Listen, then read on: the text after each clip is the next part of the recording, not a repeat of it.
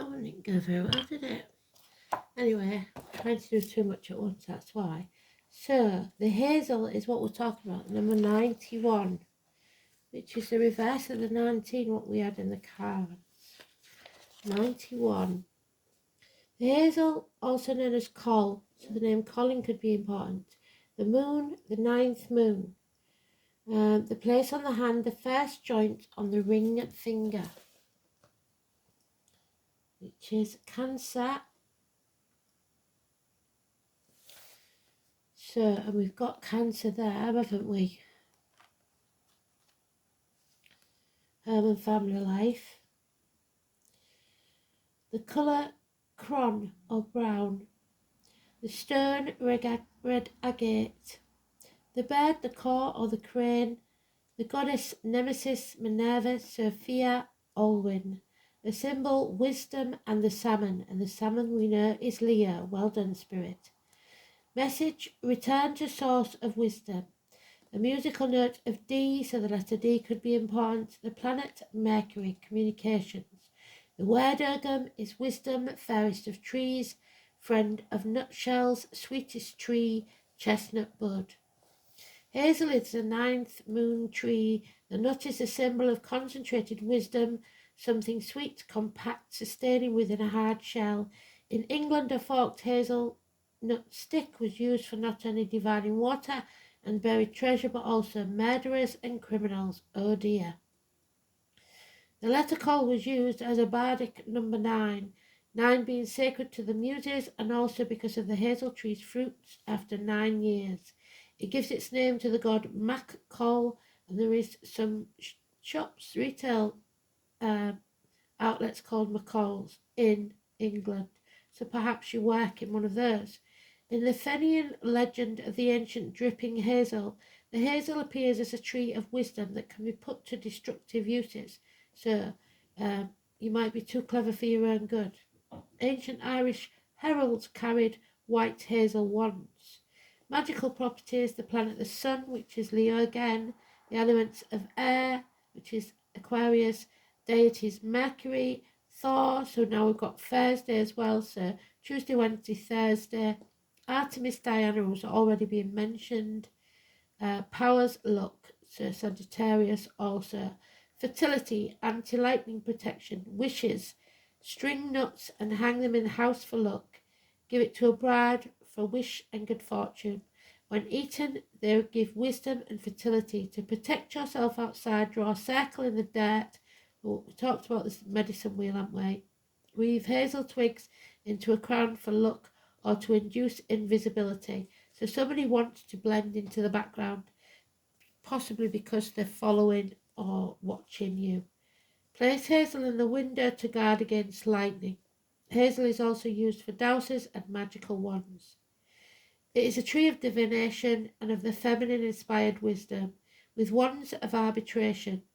Hazel represents natural law, that of human rhythm in response to lunar rhythm. The witch's broomstick should have a shaft of hazel, and the dowsing rod should be made of hazel. Hazel represents the distillation of the pure and concentrated essence of anything, especially knowledge. It is the essence of use of language for communication, the mystery of how ideas are formed and realized in consciousness. It is from this ultimate source that creative energy is produced. It is the essence of all truth and beauty. You will either become the facilitator of self-discovery for others, or you will soon be the recipient of some teaching from others. Concentrate on the acquisition of knowledge and wisdom. So you're going to find something out. It might not be good news. You may be called upon to arbitrate in a conflict, or some conflict you are having will be mediated by a lawyer, probably, on the principles of wisdom. Search for the source of all things. There is a mastery and skill being directed in the consciousness way. The challenge is that there may be a tendency to follow intuition, and as a result your creativity may be blocked. You may be blocked by fear of failure, yes, cowardice. As a result of your creativity being blocked, you may be blocked by fear of failure, and you may experience blockages from outside yourself. It is one of the Birch family, so Elizabeth is mentioned again. I am salmon in the pool, so that is Leo. The salmon is the third of the fourth sacred animals to be mentioned in Amagan's chant. The pool spoken of is the well of Sigur's. 6 months ago, we witnessed the explosive birth of the river, and now the waters have settled down as a cooling, containing influence, soothing away the fiery summer air, and we begin to experience a subtle move towards inward atmosphere and harvest. The hazel trees that grow on the edge of the pool mirror the ripening of the nuts on our own world. These nuts are symbols of wisdom gained through knowledge. They contain into its own flesh, so that the wisdom is reproduced and passed on.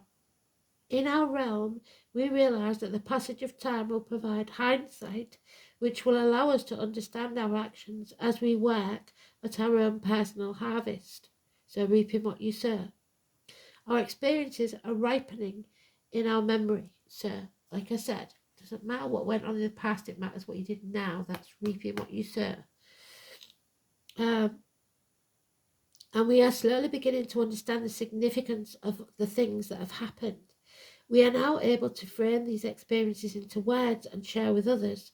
So, like the salmon, we take in life's lessons and transmute them into a part of our own nature. And then, through personal contact with our own work, others will share the deep wisdom of our experience.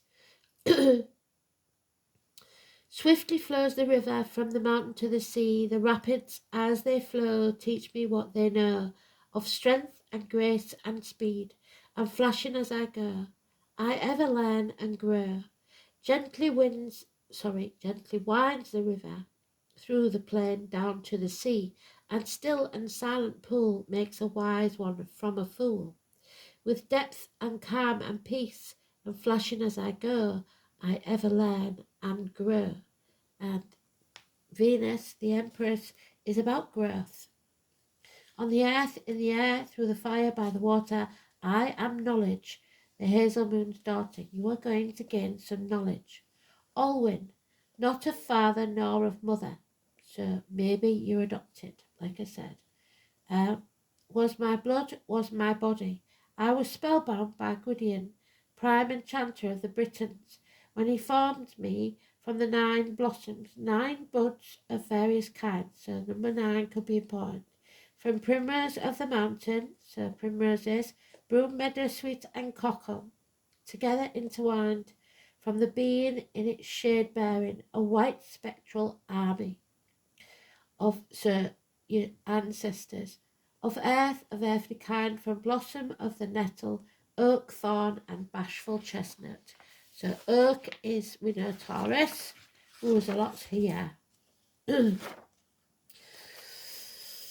9 powers of 9 flowers, 9 powers in mine combined, 9 buds of plant and tree, long and white are my fingers as the 9th wave of the sea. The maiden was clothed in a robe of flame-coloured silk, and about her neck was a collar of ruddy gold, on which were precious emeralds and rubies, more yellow than her head, than the flower of the broom, and her skin was whiter than the foam of the wave, and fairer were her hands and fingers than the blossom of the wood anemone amidst the spray of the meadow fountain. The eye of the trained hawk, which is Aries and Scorpio, the glance of the 3-mewed falcon, was not brighter than hers. Her bosom was more snowy than the breasts of the fine white swan. Her cheek was redder than the reddest rose. Whoso beheld her was filled with love. 4 white trefoils sprung up where she trod, and therefore she was called Olwyn. Sounds very much like Snow White to me. Goddess, and not quite one or the other, she is Olwyn. Transformation is fleeting but pivotal. It is a key in order to grow. She is hidden, secret, and very rarely seen. She is the face that no man may look at and live. But she is also the face of change and of pain, of the ache which ensues during healing. So without pain we cannot heal. She is the momentum one needs to move forward, and she is the one who comforts the dying on the battlefield. In Gwydions Canimich, Song of the Horses. There we go, the horses again. There is a series of I have been lines. One of them is I have been a crane on a wall, a wondrous sight. So look up the crane as an animal totem. The crane was sacred to Delian Apollo. Apollo 11, we've got 11 in there. It's always my go-to for that. So it's, we have a public pub called the Apollo. There was also an Apollo 13, I believe. Where the other 10 went, I don't know. Buzz Aldrin, Neil Armstrong, any of those names are part of them. To the sun hero Theseus. The gods fled, disguised in bestial form. Mercury into the Ibis, Apollo a crane, and Thracian bird, Diana into a cat. So there she is, Diana, as the cat. Mercury invented the alphabet after watching the flight of the cranes. It was said by Hyginus that the original 13 consonant alphabets were taken by Mercury to Egypt and then brought back by Academus to Greece. And if you look on this one, there is, where's it gone? There is a statue in the background of ancient Egypt. You ought to be able to find it now.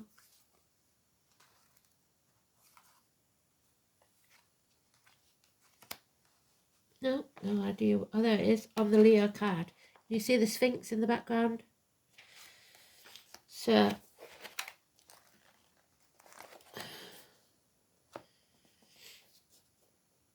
Mercury went into Ibis. So, Ibis hotels, maybe.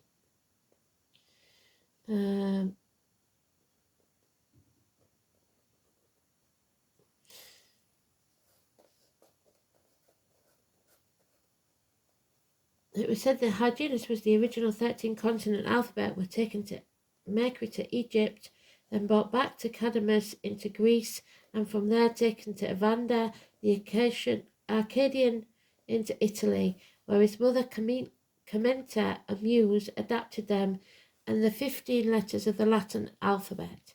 He described this Mercury as the same one who invented athletic games, so the Olympic Games maybe, or athletes, was a Cretan or of Cretan stock. In Egypt, he was Thoth, the god who was a symbol of the crane-like Ibis, who invented writing and who was reforming the calendar. So we know that we should have 13 months, don't we? The story may have been drawn from the Etruscan source, for the Etruscans were the Cretan stock and held the crane in reverence.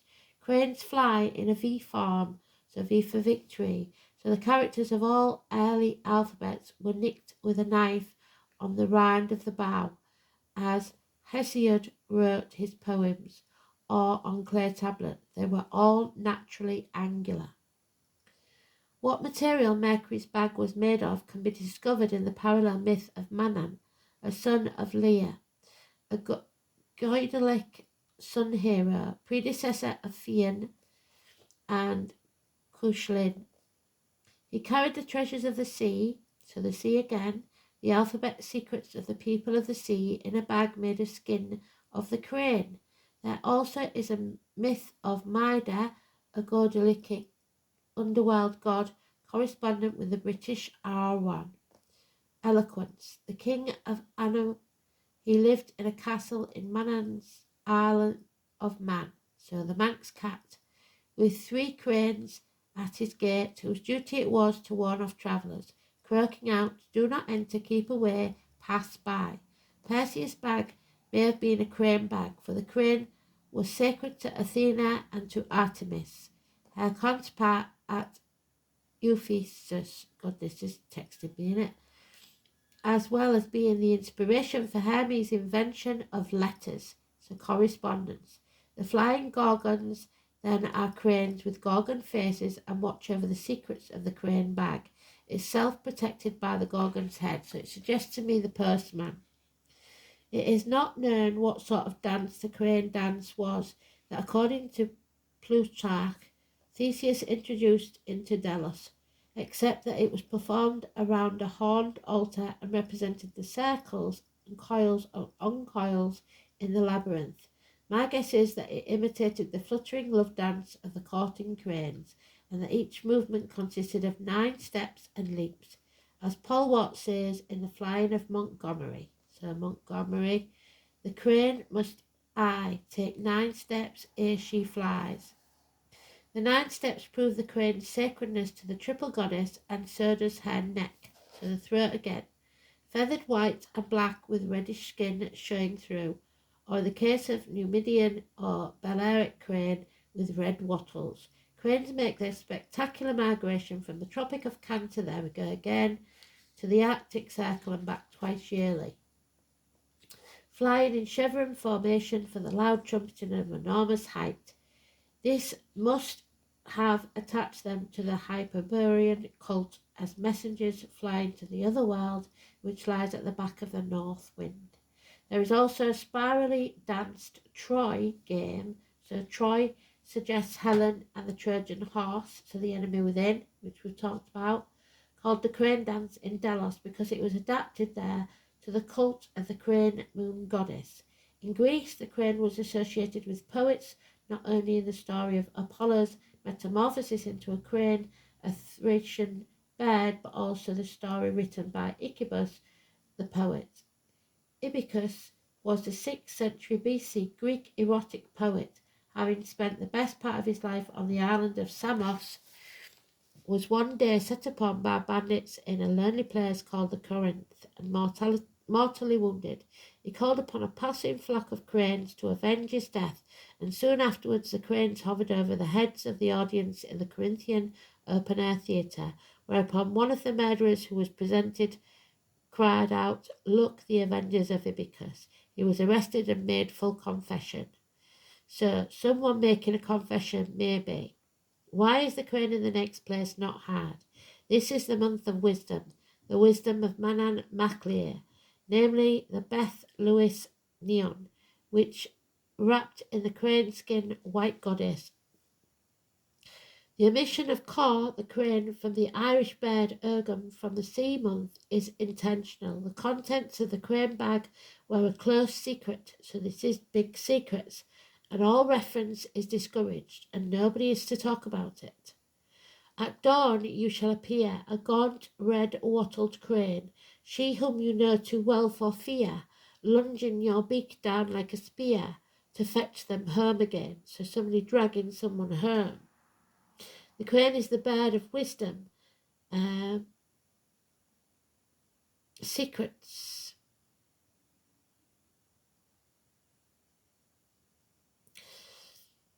The mythic crane bag, yet the crane is omitted from the Irish bird Ogham of the Book of Polymotes because, as Graves writes, the contents of the crane bag are a close secret, and all reference to it was discouraged. So secret messages. The crane was especially sacred to the great nine-forward goddess because of the 9 steps. The salmon, fish salmon, is particularly associated with knowledge. The child that grew to be called Taliesin, the wise magician, was found in the fish weir. The significance of the salmon can be seen in many places. Gwihir questioned a series of wise animals, each one wiser than the previous. The oldest and wisest of all was a salmon of Linro. Colchian used the hero's salmon leap across the pupil's bridge to get Scathach's stronghold in order to gain success to Scathach's advanced knowledge of arms. So, arms dealers, to gain the secrets. Cuchulainn had to use the hero's salmon leap to Scathach herself in order to gain the secrets reserved for her family. Each leap in the land of sorcery brought to greater knowledge. Their wisdom can also be passed on by eating. The magic salmon gained the power of wisdom by consuming the hazelnuts and the drops into sacred springs by symbolically eating the salmon of wisdom. So you need to eat hazelnuts and salmon. Demi gained such enormous wisdom that he was renamed. Agates, red banded agates, are grounded stones that can help to find better balance between your physical and emotional aspects. And that's what you need, is balance and patience.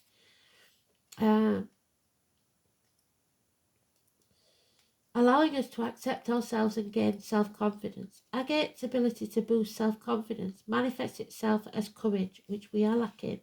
It can give you the ability to tackle projects and situations that might otherwise seem beyond your abilities. Through this, agate promotes wealth, good luck, and generally a more prosperous life. The grounding energies of agate are calming and soothing in the emotions, and this can be a stabilizing influence, leading to a greater sense of harmony in your life. Its soothing influence can help you examine and cope with potential problems without undue emotional distraction. Agates are closely tied to earth energies. Wearing agate or carrying it around gives you a greater appreciation of nature in all its varied forms.